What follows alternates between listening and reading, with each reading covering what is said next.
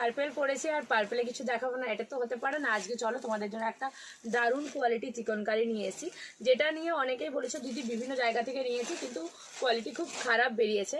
আমার কাছে যে কোয়ালিটিটা পাবে, যে নিখুঁত কাজটা পাবে, তার জন্য কিন্তু অবশ্যই বলবো স্পেশাল থ্যাঙ্কস একটা জানিয়ে দিও। কোয়ালিটি ভীষণ ভালো রয়েছে, একদম সফট মেটেরিয়াল।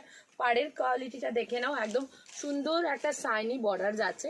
আমি একটু ক্লোজ কাজটা দেখাবো, জাস্ট দেখে নাও কতটা নিখুঁত কাজটা, দেখো আর কতটা ঘন কাজ রয়েছে। শাড়িটা জাস্ট দেখে নাও কতখানি নিখুঁত আর কতখানি ঘন কাজটা রয়েছে। এই থাকছে সিরিজটা, ঠিক আছে। প্রাপ্তি বুটিকের প্রোডাক্ট মানেই কিন্তু একদম ভালো প্রোডাক্ট, সবসময়ের জন্য কোয়ালিটি মেনটেন প্রোডাক্ট এবং ন্যায্য মূল্যে তোমরা পাবে সেই রকম জিনিস।